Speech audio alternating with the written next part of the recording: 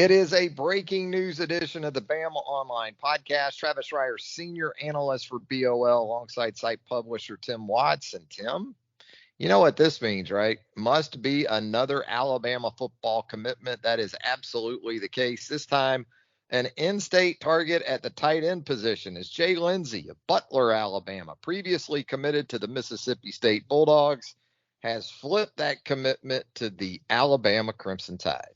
Yeah, this is an interesting recruit because he committed. I think a lot of people had him penciled in for Vanderbilt early on. Ended up committing to Mississippi State. Let me be clear. He liked the Mississippi State coaching staff. He likes Starkville. I don't think at the end of the day this decision was as easy as many people are just going to assume it was.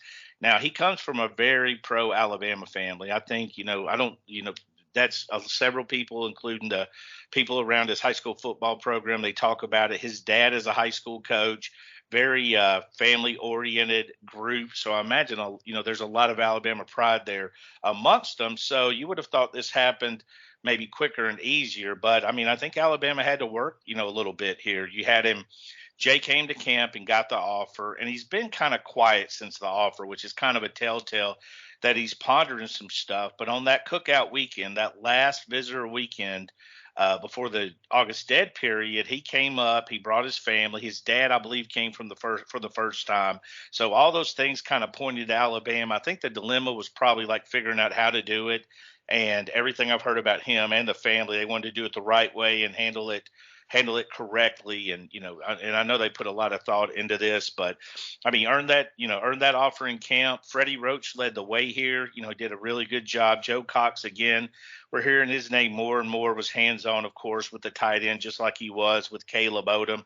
And I think Alabama, Bama fans love to say, whether it's a basketball player or a tennis player commits, they want to know if he can play tight end. Well, Bama has two in this class committed that can play tight end, because Jay Lindsey, and he's going to join Caleb Odom, who, we've seen and talked about him a lot, kind of that flex tight end.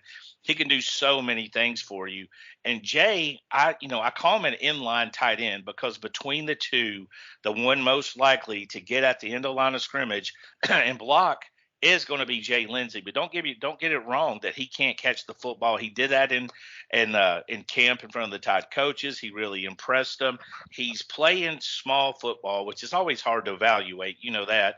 But his defensive film, he shows a lot of ability. He's got a lot of mirror. He can, left and right, his flexibility. Big guy, just absolutely dominating. So there's a lot to like there. And Bama got that kind of inside-outside duo they wanted. Yeah, you said it. You watch his tape and understanding it is academy football in the state of Alabama, but he does what he's supposed to do as a man amongst boys on his tape.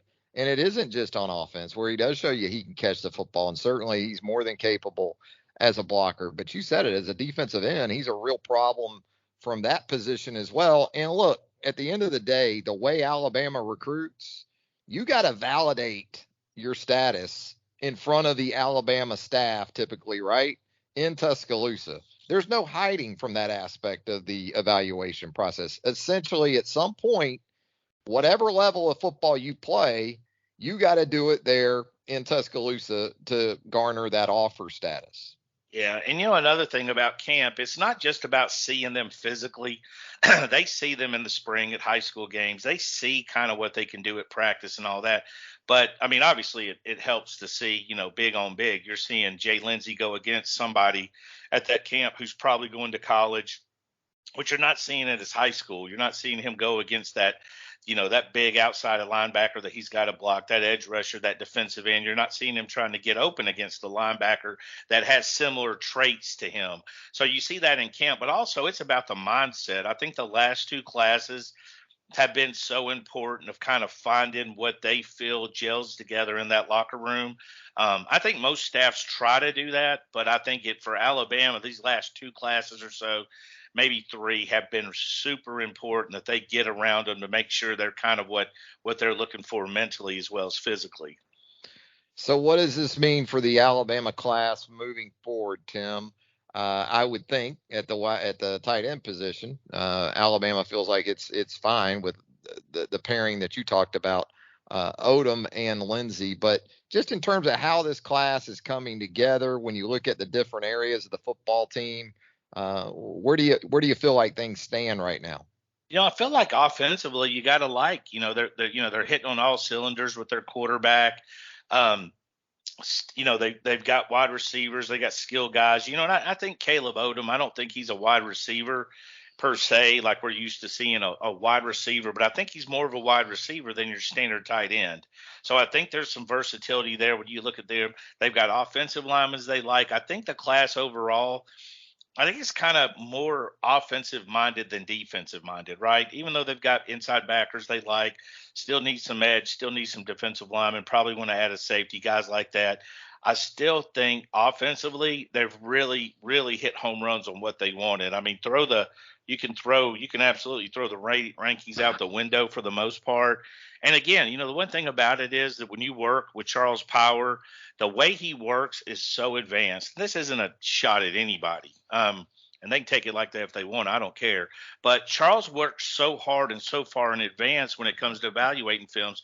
He's often ahead of the people. He moves a lot faster. Now, other people might move in a group and they might have a calendar on when to do it. Charles is moving at his own pace. And I mean, it's a brisk pace. So he's often going to be ahead of guys that other people catch up to eventually in December. And he's been that way. When we were at 24/7, he was the same way. He kind of sets that tone and he kind of moves fast. So I think some of these rankings are a little misleading. I think you're going to see guys that go up in the rankings as the year continues. There you go. Jay Lindsey, 6'4", 235-pound tight end from Patrician Academy in Butler, Alabama, makes the move to Alabama, previously committed to Mississippi State.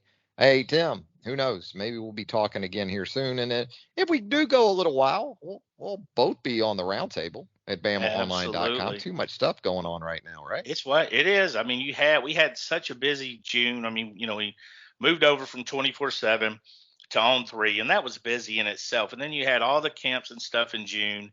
Then in July, you had the commitment run. And then we get to August, and the commitments are still trickling in. But now we got football. And that kind of changes that board's mentality where you go from, a million questions about recruiting to now asking about the team. So we got plenty to talk about. Absolutely. And would love to do it with you at BamaOnline.com, the roundtable, the premium message board of choice for Alabama fans around the globe. Come hang out with us right now. Tim Watts, myself, Andrew Bone, Joseph Hastings, Clint Lamb, Jimmy Stein, and of course, Charlie Potter. We can't forget about Chuck. We're all going to be there. Never. We're going to be there hanging out. You need to do it with us. For Tim Watts, Travis Reier, thanking you once again for joining us right here on the Bama Online Podcast. Until next time, so long, everybody.